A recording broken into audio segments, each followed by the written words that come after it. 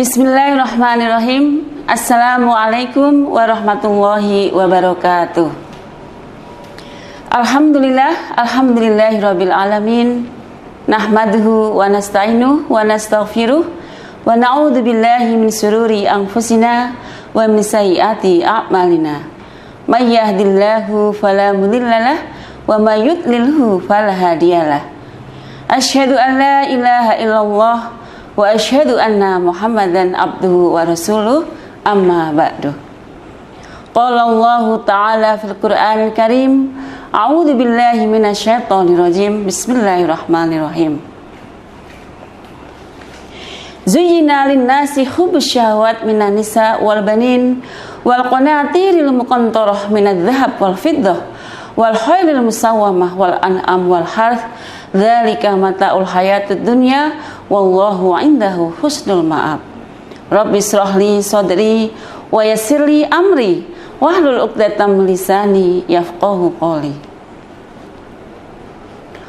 Bapak, Ibu, Saudara pemirsa kajianmu, alhamdulillah pada kesempatan kali ini Allah masih memberikan nikmat yang begitu besar kepada kita semuanya, sehingga pada kesempatan kali ini kita masih dipertemukan kembali bulan puasa tahun 1443, dan mudah-mudahan kita bisa melaksanakan sampai di ujung bulan Ramadan. Amin.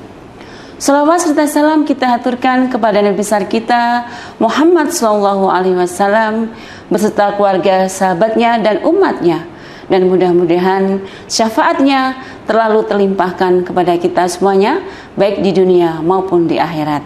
Amin. Bapak, Ibu, Saudara kajianmu, pemirsa kajianmu, perkenalkan kami Ibu Susan Saadah selaku pengurus Pontrenmu Babul Jannah SMK Muhammadiyah 1 Salam ikut menyemarakkan dalam rangka bulan Ramadan ini, dan khususnya kajianmu di Kabupaten Magelang. Pada kesempatan kali ini, tema yang akan kami sampaikan adalah fitnah syubhat dan syahwat. Allah menjadikan kehidupan dunia ini sebagai ujian bagi manusia.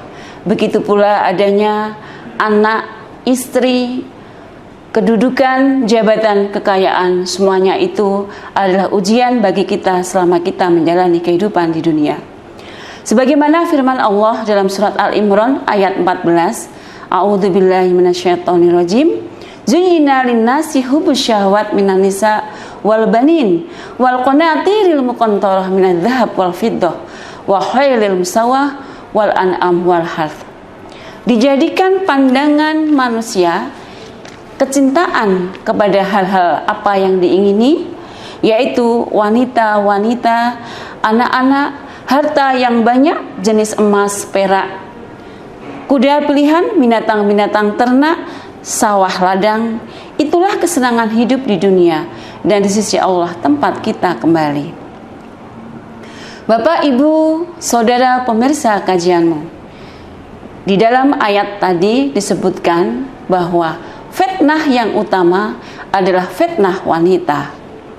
Sungguh wanita sangat berbahaya dan dahsyat godaannya, sebagaimana disampaikan sabda Rasulullah, ma talaqtu ba'di fitnah hiya adarru ala rijal minan nisa. Tidak kutinggalkan sesudah matiku suatu fitnah atau ujian yang lebih berbahaya bagi laki-laki dari fitnah wanita. Muttafaqun alaih. Betapa bahayanya fitnah wanita ini. Betapa banyak saat ini wanita-wanita berpakaian tetapi hakikatnya telanjang. Wanita-wanita berjilbab tetapi belum sesuai dengan syariat Islam, sehingga menguji keimanan seseorang, terutama lawan jenisnya yaitu laki-laki. Maraknya syahwat di mana-mana dan gencarnya syubhat. Dan ingat bahwa banyak tokoh-tokoh, pemimpin-pemimpin yang hancur dan jatuh karirnya hanya gara-gara wanita. Di sisi lain, wanita mempunyai sifat mudah mengeluh, selalu menuntut suka membicarakan orang lain atau ghibah, kurang pandai berterima kasih kepada suami. Seorang istri yang kurang puas terhadap kondisi ekonomi sosial sehingga mendukung suaminya, seringkali tidak sabar mendesak suaminya untuk melakukan korupsi, berkhianat, dan tindakan maksiat lainnya. Na'udzubillahi min dzalik.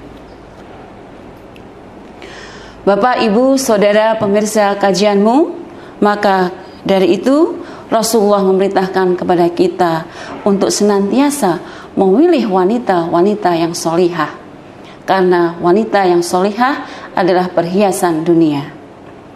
Sebagaimana sabda Rasulullah, ad-dunya mata'un wa khairu mata'iha al-mar'atus solihah. Dunia adalah perhiasan dan sebaik-baik perhiasan adalah wanita yang solihah. Oleh karenanya, maka kita dianjurkan membentengi anak-anak kita, istri-istri kita, saudari-saudari kita untuk menutup auratnya dan menjaga kehormatannya agar kelak menjadi wanita-wanita yang solihah. Amin, amin, ya robbal alamin. Ujian yang kedua adalah ujian anak. Anak dapat membutakan orang tua dari kebenaran. Demi anak, orang tua rela mengorbankan keimanannya dan kejujurannya. Dan kadangkala orang tua terjebak bermalas-malasan dan enggan taat kepada Allah. Kadang pula bakhil, kemudian tidak mau bersedekah, bahkan tidak mau berzakat. Kepentingan sang anak dijadikan alasan ataupun kemalasan-kemalasan dalam beribadah kepada Allah Ta'ala. Sebagaimana dalam surat At-Taghabun ayat 15, A'udzubillahi minasyaitonirrajim, Bismillahirrahmanirrahim.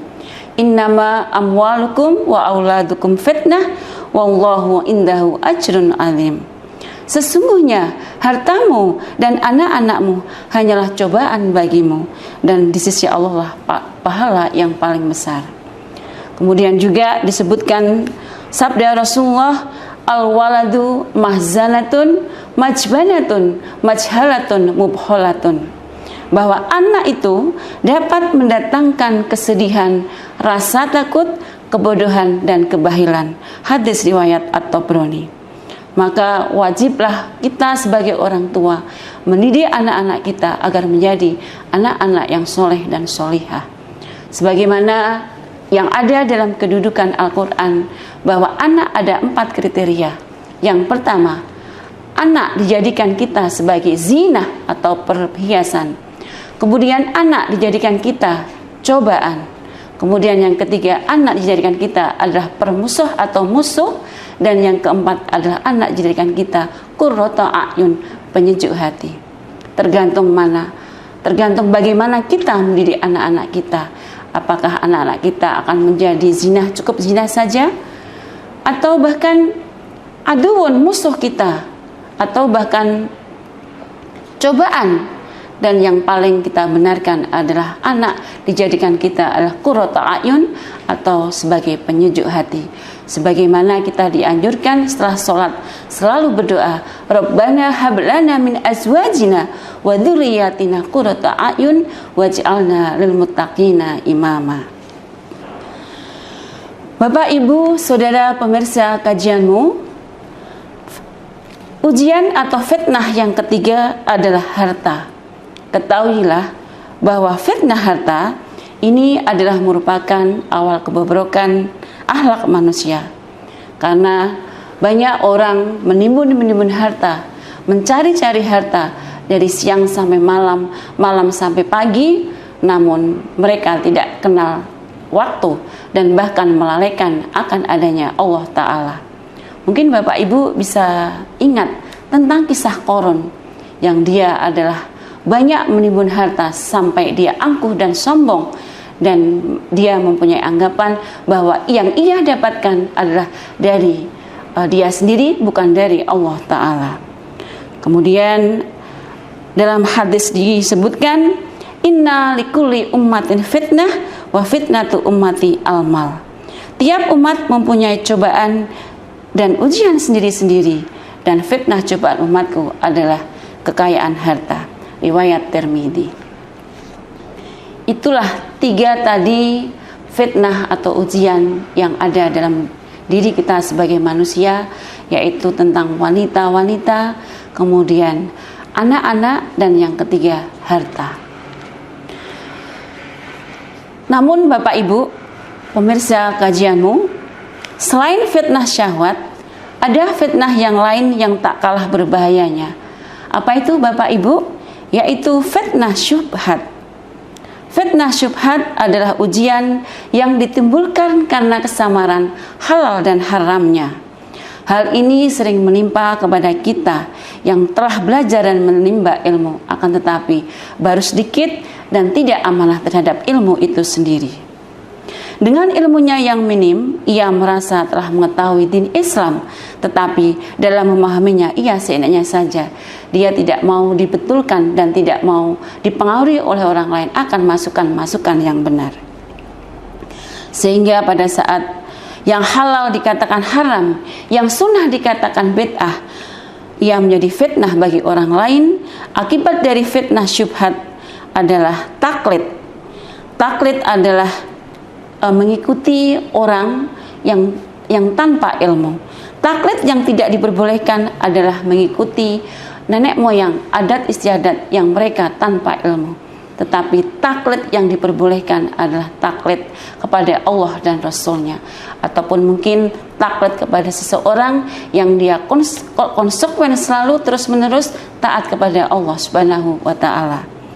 Sebagaimana sabda Rasulullah, laisa ahadum ba'dan nabi illa yu'khadhu min qawli wa yutraku illan nabi.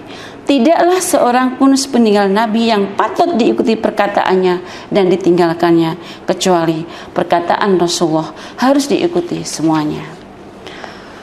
Bapak, Ibu, Saudara, pemirsa kajianmu, mudah-mudahan kita dimudahkan oleh Allah Subhanahu wa Ta'ala untuk keluar dan lepas dari fitnah, syubhat dan syahwat ini. Ditunjukkan sejelas-jelasnya bahwa yang halal adalah halal, yang haram adalah haram, sehingga kita mudah untuk membedakannya. Mudah-mudahan kajian pada hari ini bermanfaat untuk kita semuanya. Aqulu qouli hadza astaghfirullahi walakum walisail muslimin wal muslimat fastaghfiruh innahu huwal ghafurur rahim. Wassalamualaikum warahmatullahi wabarakatuh.